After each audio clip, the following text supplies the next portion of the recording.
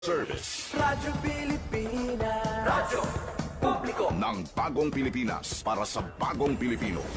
Naghahatid ng mahahalagang balita at impormasyon na guugnay ng pamahalaan sa sambayanan. Tulay sa himpapawid ng serbisyo publiko. Radyo Pilipinas. Radyo Publiko. Ang boses ng Pangulo. Sa Iloilo, Radyo Pilipinas. 585 AM. Las 4:07. Gikan sa hulot balitaan sa PBS, Radyo Pilipinas, Iloilo. Gintipon sang bugos nga puwersa sa News and Public Affairs Division. Mga pagsaysay sa mga hitabo o aksyon, mga pananawan, kag desisyon, mga hibubunon sang napiktuhan nga sektor, mga dalagpo nga balita diri sa Iloilo. Kag iban nga bahin sang Kabisayan nagkatungdan. Mga balita nga natipon sa sulod sang nagligad nga 24 oras. Inyo mabatian sa Headliners Was. Kagkaroon, yari ang inyo PBS News Team.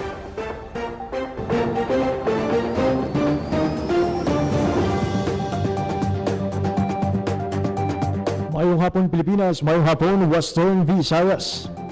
Ini ang Headliners Was adlaw sang Lunes, Marso 16, tuig 2026. Sa kinaga na kunyo tagbalita, ako na kong inyo tagbalita JP Herbas. Nagkaroon sa atong mga headlines. Dapat Western Visayas 100% na nga handa para sa hiwaton nga opening sang Wivra Amit sa Marso 17 sa Pasay City. Benteng bigas gilunsar sa syudad sang Pasay.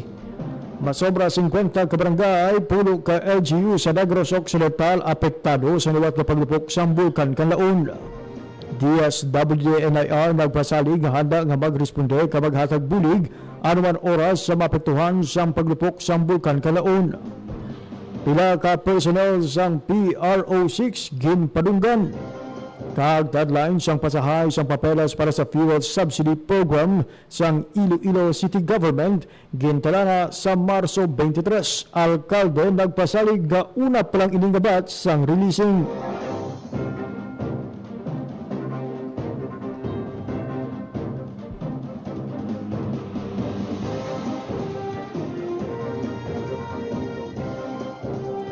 Oras sa Radyo Pilipinas, las 4:10 sa hapon. Kagkaroon sa detalye sang mga balita. Radyo Pilipinas. Radyo Pilipinas News. DepEd Western Visayas handa na para sa pagparagbalay sang opening ceremony sa Western Visayas Regional Athletic Association Meet 2026 na pagparagbalaan sa LGU Pasay City Cag Schools Division Office. Hiwato ng opening ceremony sa Ricardo P. Palmares Senior Memorial Sports Complex sa Barangay Bacuranan, Pasay City kung saan may maumpisa las 3 sa hapon ang parada sang 8 ka participating SDO sang SDO Aklan Mighty Maroons, SDO 1TK Red Spinters, SDO Capiz Golden Warriors, SDO Guimaras Blue Islanders, SDO Iloilo City Urban Blaze, SDO Iloilo Province Iloilo Giants, SDO Pasay City Pintados Brave Hearts, kag SDO Rojas City Yellow Thunder. Ginbayag ni Hernando Escolar Jr., Regional Information Officer sa DepEd Western Visayas, nga tanan nga delegasyon ang yara na sa Pasay City. May hiwato naman nga solidarity meeting kag refresher course sa mga technical officials Lunes, subong nga Marso 16. Radyo Pilipinas. Radyo Pilipinas News. Samtang sa iban pa nga balita, formal na nga ginunsar ang Benteng Bigas Merona Rice Project sa Pasay City. Ang programa ginalauman nga makabulig sa 1,000 nga benepisyaryo nga nagaling sa mga pigado nga pamilya. Ang launching ginpangunahan mismo ni DA Assistant Secretary Attorney Genevieve Guevara, DA Western Visayas Regional Executive Director Dennis Arpia, National Food Authority Regional Manager Rodolfo Corpus, Iloilo Vice Governor Lian Dibuque, kag Pasay City Mayor Attorney Stephen Palmares. Ang inisyatibo ginakabig ako nga tigang agud nga masigurado nga ang kada pamilya sa probinsya may saluhan nga bastante kag barato nga kanon. Radyo Pilipinas. Radyo Pilipinas News. Nagdangat sa masobra 50 ka barangay gikan sa pulo ka banwa kag syudad sa Negros Occidental ang apektado sa liwat nga paglupok sa bulkan Kalaon kagabi Marso 15. Sino kay Brian Larry Senior sa Negros Occidental Operation Center nakarecord sang ashfall kung pag-ulan sang abo kag pagpanimaho sang asupre o kung sulfuric smell ang lokal nga barangay kung ang barangay masulog sa La Castellana. Magluwas sa basulog, apektado man sa mga asphalt halin sa bulkan ang 13 ka barangay sa Binalbagan, 5 ka barangay sa Himamaydan, 8 ka barangay sa Nigaran, 6 ka barangay sa Isabela, 1 ka barangay sa Ilog, 2 ka barangay sa Kabangkalan, 10 ka iban pa nga barangay sa La Castellana, 5 ka barangay sa Moises Padilla, kag 3 ka barangay sa Pontevedra.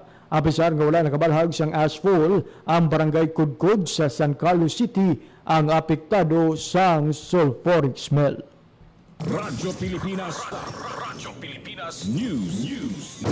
Nagsaka sa 7 ang numero sa lokal nga panguluhan sa Negros Occidental nga nagpatuman sang class suspension kasunod sang liwat nga paglupok sang bulkan Kalaon kagabi Marso 15. Wala sang klase sa tanan nga eskwelahan sa mga Lunes, Marso 16 sa mga banwag kag syudad sang Binalbagan, Himamaylan, Hinigaran, Isabela, La Castellana, kag Moises Padilla agud maproteksyonan ang tanan nga residente ilabi na mga estudyante sa asphalt. Magluwas diri duha ka bulutuan sa Pontevedra ang ginpaydaluman sa class suspension. Kadungan sang pagsuspende sang klase ginpadugyan sa mga alkalde sa nasambit nga mga lokal nga panguluhan ang pagpabilin sang tanan nga residente sa sulod sang ilang mga pulian kag ang pagsuksok perme sang face mask. Radyo Pilipinas. Radyo Pilipinas News. Nagpasalig ang Department of Social Welfare and Development kung DSWD Negros Island Region o kung NIR nga nakahanda ini sa pagresponde kag paghatag bulig anuman oras sa mga maapektuhan sa paglupok sang bulkan Kalaon. Pahayag sang DSWD NIR nga may naka-standby nga mga relief assistance nga handa ihatag sa mga pamilya. Sandig sa datos, may 2,700 o kung 267,861 ka family food packs, 22,685 nga ready-to-eat food item, 14,677 ka non-food item, kag 1,225 ka other non-food items ang DSWD-NIR as of March 15. Pada naman, nagapakig-angot ang regional office sa malukal nga panguluhan kay iban pa nga ahensya agon masiguro ang madasig nga pagdulong sang bulig sa mga apektadong nga komunidad. Marurumaan nga liwat nga naglupok ang bulkan Kalaon sang Domingo, Marso 15. Radyo Pilipinas. Radyo Pilipinas News. Ginpaunahan ni Police Brigadier General Josefino Ligan ang awarding ceremony sa Police Regional Office 6 sa ila dako nga kontribusyon sa operational accomplishment sang organisasyon. Ang duga nga detalye sa report ni Hope Trichante. Radyo Pilipinas Report.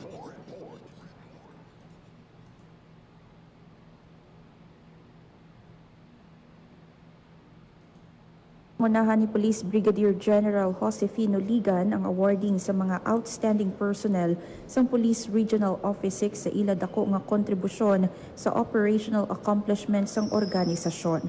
Ang awarding ginhiwat sa flag raising ceremony sa Camp General Martin Teofilo Delgado sa syudad sang Iloilo. Nagbaton sang medalya ng kadakilaan sanday Police Lieutenant Vincent Garcia Jr. kag Police Master Sergeant Charles Losaria sang Lambunaw Municipal Police Station, Iloilo Police Provincial Office sa madinalagon nga bypass operations sa bayulasyon sang Republic Act 9165. Ang among operasyon suno kay PRO 6 Director nagresulta sa pagkaaresto sang duha ka high-value individuals kag pagkakumpiska sang 186 grams sang shabu sa barangay Tranghawan, Lambunaw, Iloilo. Sa piyak nga bahin, nagbaton man sang medalya ng kagalingan si Police Lieutenant Luisito Concepcion kag Police Master Sergeant Racel Miaral sang Batan Municipal Police Station, Aklan Police Provincial Office sa madinalagon nga pagserbe sang warrant of arrest batok sa rank 6 Regional Most Wanted Person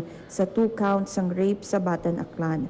Isa pa ka medalya ng kagalingan ang ginhatag kay Police Captain Marie Iris Nobleza, forensic chemist ng Regional Forensic Unit 6 sa exemplary role sa pag-usisa sang dako nga volume sang illegal nga droga. Ginpasalamatan naman ni Ligan ang dedikasyon sa trabaho sa mga personnel sang PRO6 agud masiguro ang kalinong kagkatawhay sa Western Visayas. Para sa Bagong Pilipinas, Hope Trichante, Radyo Pilipinas, Radyo Publiko. Radyo Pilipinas. Radyo Pilipinas News. Samtang anay rebelde gikan sa Kulase Antique ginhatagan bulig sang gobyerno. Nagabalik si Hope Trichante para sa detalye sang balita. Radyo Pilipinas. Radyo Pilipinas Report.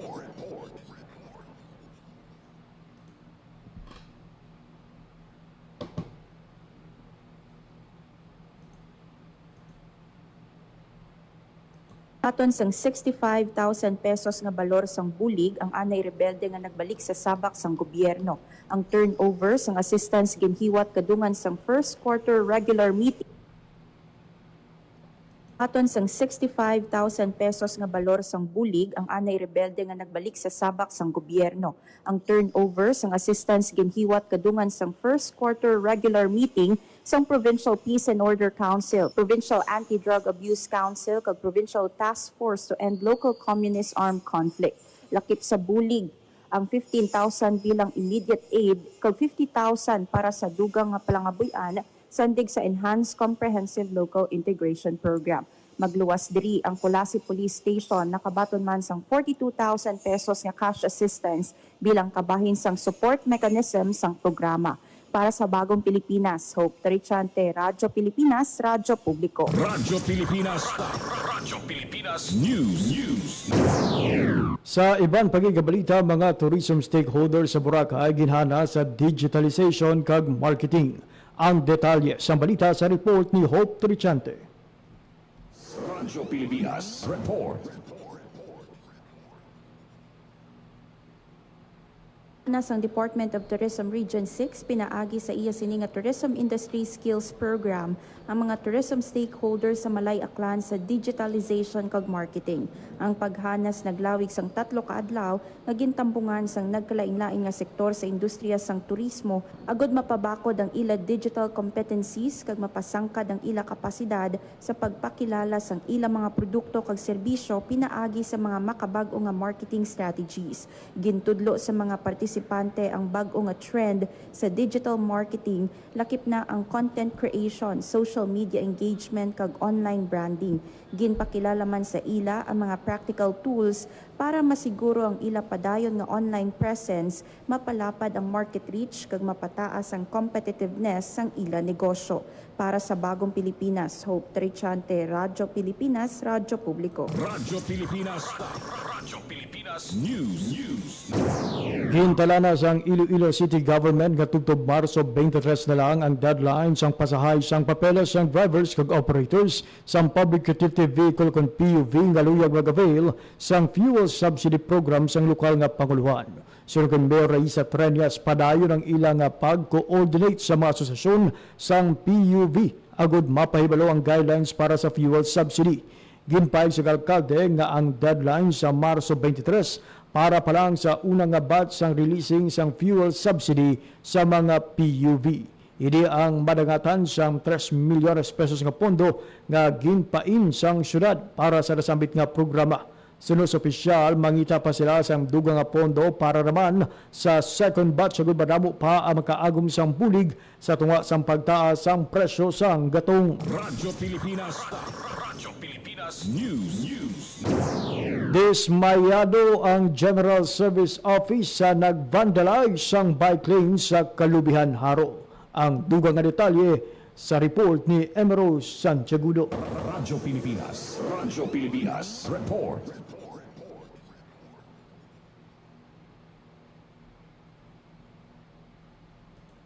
Dismayado ang General Services Office kung GSO sa nag-vandalize ang bike lane sa Kalubihan, Haro. Sino kay Engineer Neil Ravena, head ng GSO.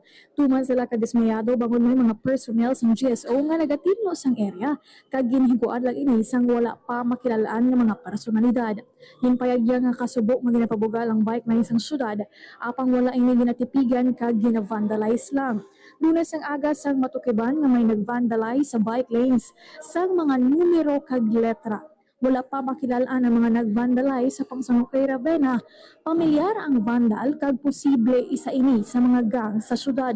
Nag-coordinate na ang ilang opisina kay TTMO Head Oldarinho Caramansos pati na sa Haro Police Station agud maimbestigahan kag monitor ang area. Natukiban man nga wala sang Green Guard nga nagabantay sa area so sa opisyal may mga minor de edad na sila nga nadakpan sang una nga nag-vitalize kag nag-turn over ini sa City Social Welfare and Development Office.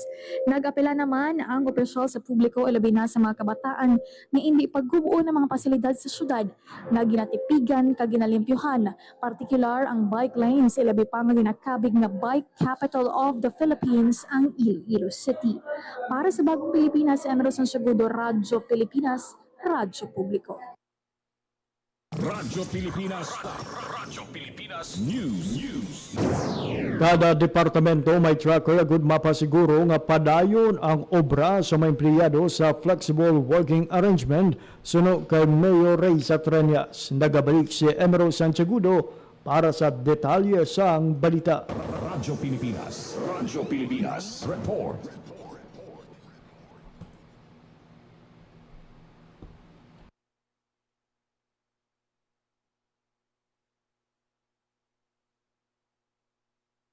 Departamento sang Iloilo City Government may tracker agud magpasiguro nga padayon ang obra sa mga empleyado sa pihak sa pagpatuman sang flexible working arrangement. Ini ang ginpasiguro ni Iloilo City Mayor Raisa Treñas suno sa alkalde sang ginumpisahan ng 4-day work week sang Biyernes may mga tracker na sa kada departamento kag compliant ang mga empleyado.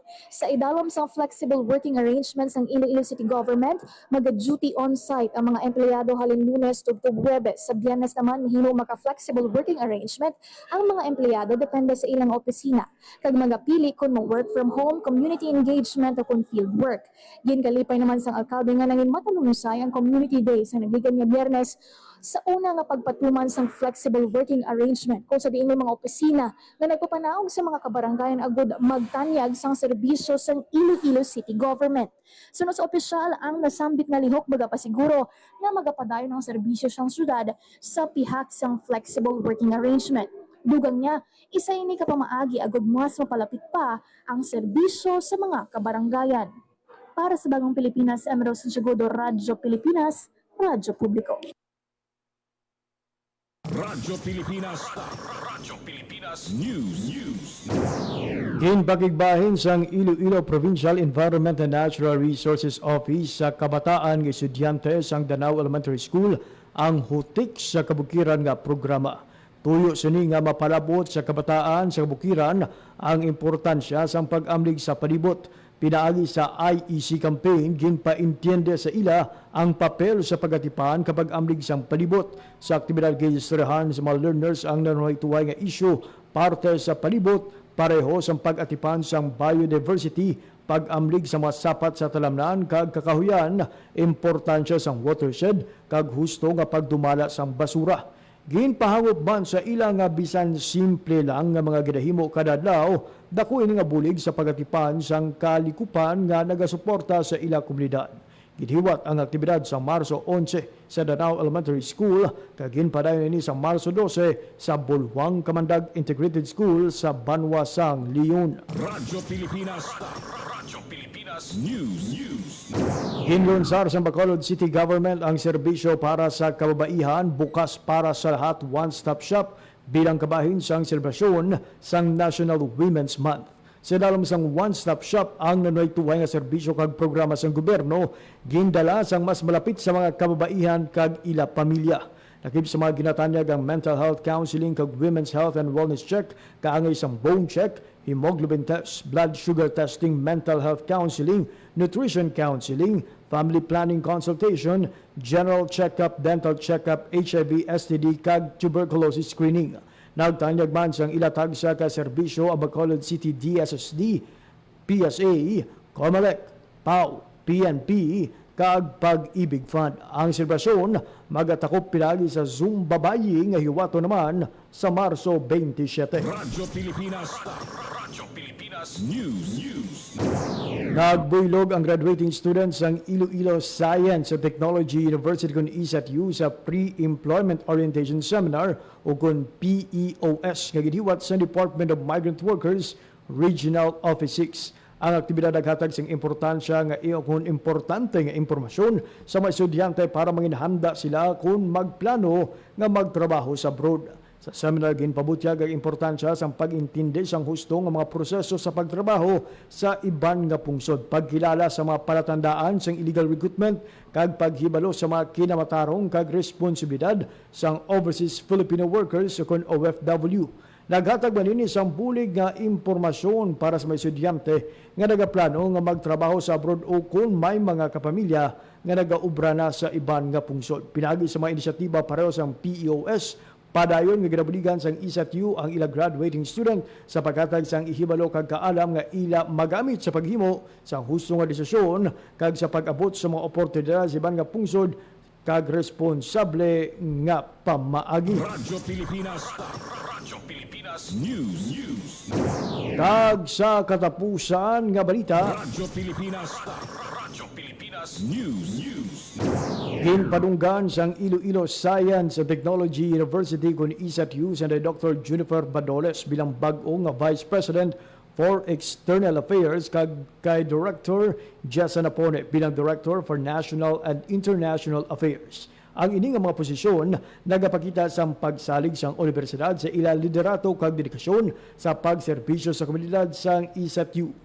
Padayon nga ginapakita ng Dr. Badoles kag Director Napone ang ila pagpaningwa sa pagpaayo sa mga programa kag inisyatiba sang universidad. Pinagi sa ila liderato, ginapalabot nga mas mapasangkad pa ang kooperasyon kag pagbinuligay sang ESATU sa lokal, nasyonal kag internasyonal nga mga institusyon. Radyo Pilipinas. Radyo Pilipinas News.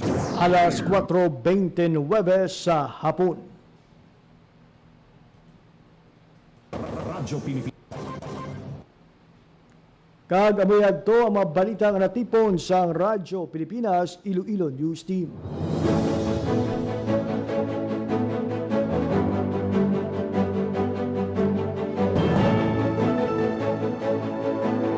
Para sa headliners buwas bungadlaw sang Lunes, Marso 16, tuig 2026. Sa ngalan sang akon mga katuwang teknikal, Mr. Vermora Ventura sa studio, kag Mr. Jeffrey Bitita sa transmitter. Ako naman ang inyo nangintag balita, JP Herbas. Maraming salamat sa inyong pagpamati. Maayong hapon, Pilipinas.